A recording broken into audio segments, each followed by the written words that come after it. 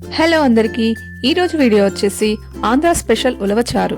ఈ ఉలవచారు వల్ల చాలా హెల్త్ బెనిఫిట్స్ ఉన్నాయి. అవేంటో ఈ వీడియోలో మాట్లాడుకుంటూ ఈ ఉలవచారుని ఎలా చేయాలో చూసేద్దాం. ఫస్ట్ నేను 200 గ్రాముల ఉలవలని తీసుకున్నాను. వీటిని ఒకసారి వాష్ చేసి వాటర్ పోసి ఓవర్ నైట్ నానబెట్టుకోవాలి.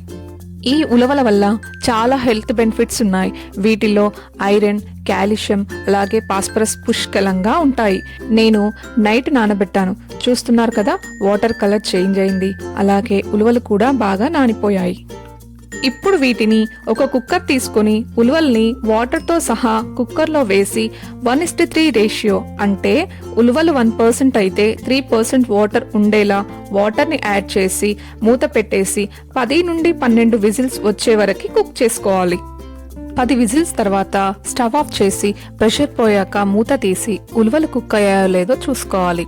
చూస్తున్నారు కదా, ఉలవలు బాగా కుక్ అయ్యాయి. వాటర్ కూడా చిక్కగా అయిపోయాయి. ఈ ఉలవల్లో పాలల్లో కంటే ఎక్కువ కాల్షియం ఉంటుంది.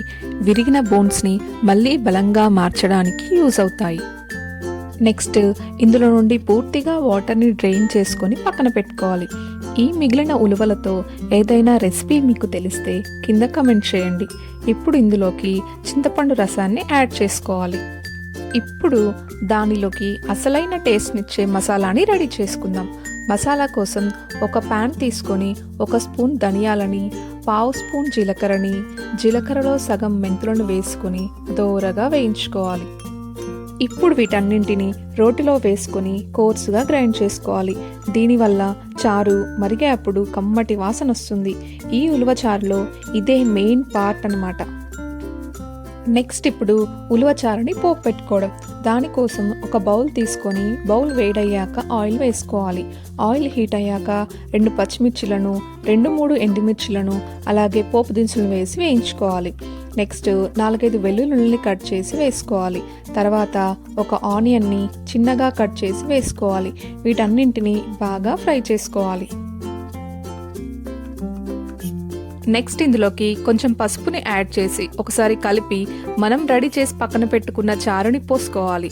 ఇప్పుడు స్పైసీకి కావలసినంత కారము, టేస్ట్కి సరిపడేలా ఉప్పు, అలాగే మనం రెడీ చేసుకున్న మసాలా పొడిని వేసి కలిపి మూత పెట్టుకొని 10 నుండి 12 నిమిషాల పాటు మీడియం ఫ్లేమ్లో పెట్టి చారుని బాగా మరిగించుకోవాలి. ఈ ఉలవల వల్ల కిడ్నీలో వచ్చే స్టోన్స్ని కరిగించడంలోనూ అలాగే వెయిట్ తగ్గాలనుకునే వారికి కూడా చాలా యూజ్ అవుతుంది. అలాగే గ్లూకోజ్ లెవెల్స్ని కూడా అదుపులో ఉంచుతాయి. ఇంకా ఐరన్ ఎక్కువగా ఉండడం వల్ల బాడీలో బ్లడ్ పర్సెంటేజ్ కూడా పెరుగుతుంది.